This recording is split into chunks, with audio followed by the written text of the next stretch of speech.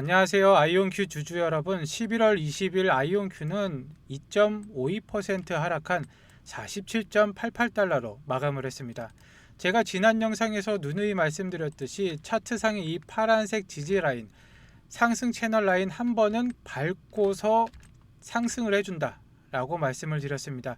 그렇게 가야 이 21선을 돌파하고 더 크게 올라갈 수가 있습니다.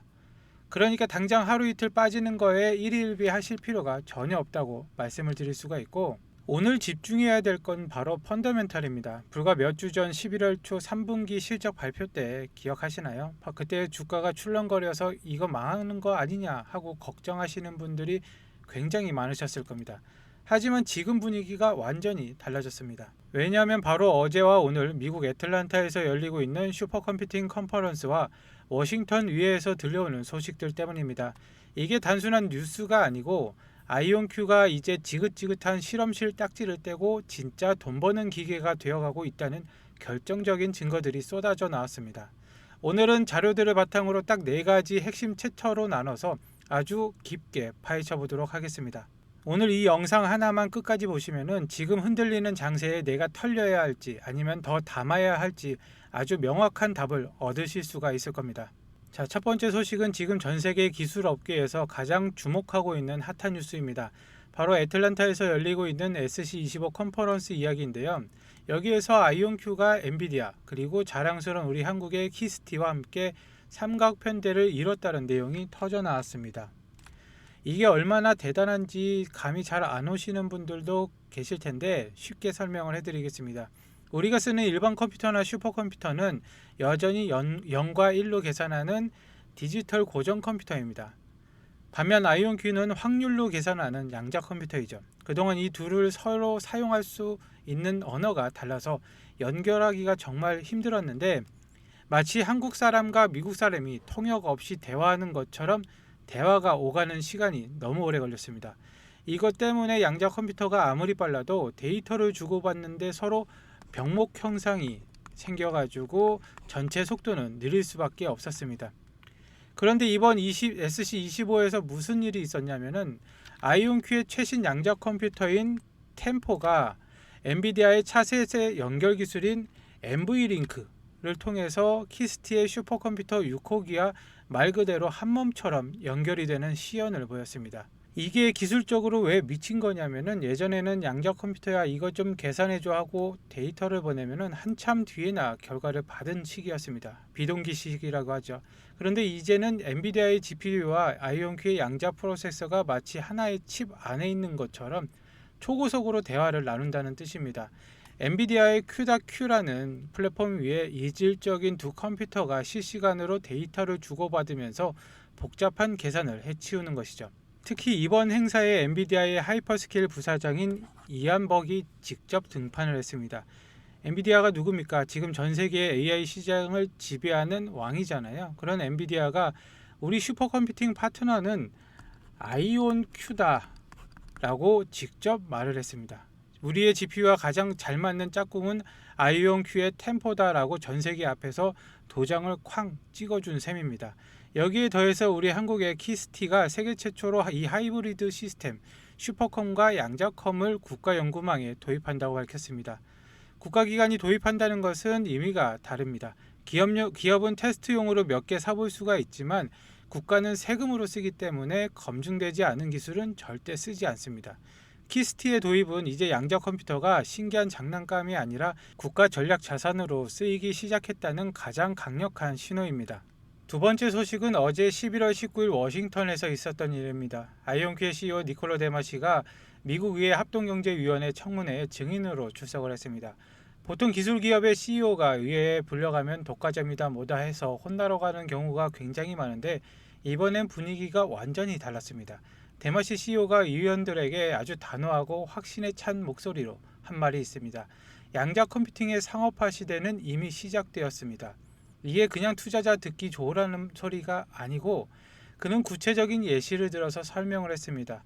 우리가 엔비디아, 아스트라제네카 같은 글로벌 기업과 협업을 해보니 예전엔 슈퍼컴퓨터로 몇 달 걸리던 신약 개발 분자 시뮬레이션이나 배터리 소재 화학 반응 계산이 이제 하루 만에 끝납니다.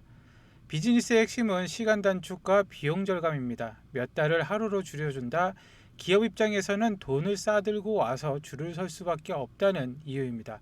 지금까지 양자 컴퓨터는 신기한데 아직 오류도 많고 어디다 써야 먹을지 모르겠다라는 평가를 받고 있습니다. 하지만 아이온큐는 이제 우리는 당신의 회사의 R&D 비용을 획기적으로 줄여줄게 라고 자신있게 말할 수 있는 단계까지 왔다는 것입니다. 특히 국방 안보 분야에서도 러브콜이 쏟아지고 있습니다. 최근 미 공군 연구소와 5,450만 달러, 우리 돈으로 760억 원을 계약을 맺은 게 그 증거인데, 다시 말씀드리자면 미국 국방부가 어떤 곳입니까? 전 세계에서 가장 까다로운 기술 검증을 하는 곳입니다. 거기에서 760억 원을 태웠다는 것은 아이온큐의 기술이 단순히 계산만 빠른 게 아니라 국가안보에 필수적인 양자 네트워킹 기술까지 확보를 했다는 뜻입니다.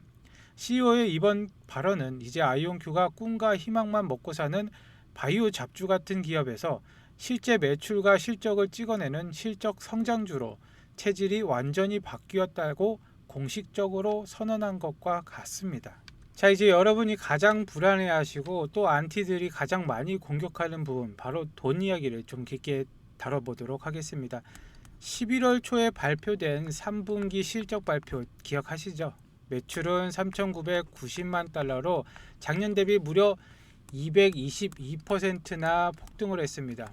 이건 정말 말도 안 되는 성장 속도입니다.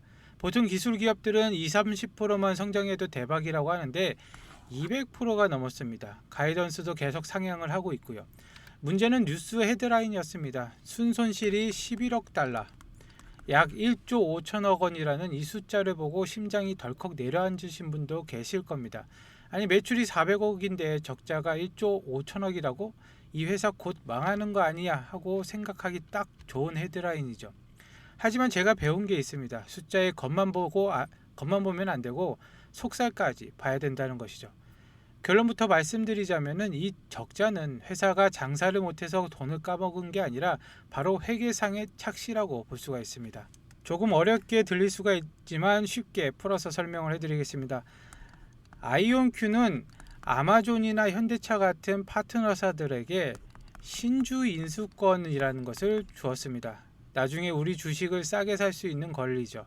그런데 아이온큐 주가가 오르면 어떻게 될까요? 파트너사들이 이 신주 인수권을 행사할 권리의 가치도 같이 올라가겠죠. 그렇기 때문에 회계 장부상에는 이 가치가 올라간 만큼 부채로 기록을 해야 됩니다. 즉 아이온큐의 주가가 올라서 파트너사들이 돈을 벌게 생기니까 장부상으로는 그만큼 손실로 잡은 것입니다. 실제로 회사의 통장에는 현금 1조 원씩 빠져나간 게 아니라는 말이죠. 오히려 주가가 오르면 오를수록 이 회계상의 손실은 커질 수밖에 없는 구조입니다. 그걸 보고 이게 회사가 어렵다 그런 생각을 하시면 절대 안 된다는 것입니다. 우리가 주목해야 될 숫자는 따로 있습니다. 바로 현금 보유량입니다. 지금 아이온큐의 통장에는 무려 35억 달러, 우리 돈으로 5조 원 가까이 현금이 쌓여 있습니다. 최근 유상증자를 통해서 대규모 자금을 확보를 했거든요. 시총 5에서 6조짜리 회사가 현금 5조를 들고 있다? 이건 웬만한 대기업 부럽지 않은 수준입니다. 이 막대한 자금력은 앞으로 금리가 오르건 경기가 침체하건 경쟁사들이 돈이 없어 말라 죽을 때 아이온큐 혼자서 살아남아 시장을 독식할 수 있는 최고의 무기가 될 것입니다. 그럼 5조 원이 넘는 이 돈을 무엇을 할까요? 기술 개발을 하고 인수합병을 해서 덩치를 키웁니다. 그리고 공장을 짓습니다. 그러니까 적자 뉴스만 보고 겁먹어서 헐값에 주식을 던지는 실수는 절대 하지 마시고, 지금 주가도 적정 주가 45달러 부근에 있으니까 그냥 싸다 생각하시고 줍줍 하시면 되겠습니다. 이 45달러는 다시 말씀드리지만 매출에 대한 적정 주가만 계산을 한 것이니까 크게 오해는 안 하셔도 되겠습니다. 그리고 제가 아이온큐를 강력하게 믿는 이유가 바로 기술력과 로드맵에 대해서 이야기를 해보겠습니다. 아이온큐가 이번에 달성한 업적 중에 가장 눈에 띄는 게 AQ64 조기 달성입니다. 이 AQ는 아이온큐가 만든 성능 지표인데 단순히 큐비트 개수만 많은 게 아니라 얼마나 복잡한 문제를 정확하게 푸느냐를 나타냅니다. 원래 계획보다 3개월 정도 앞서서 AQ64를 달성을 했습니다. 이 정도면 현재 나와 있는 상업용 양자 컴퓨터 중에서는 독보적인 1등이라고 할 수가 있습니다. 그리고 또 하나 99.99 게이트의 정확도를 기록을 했습니다. 양자 컴퓨터의 최대 약점이 오류잖아요. 계산하다 틀리는 거.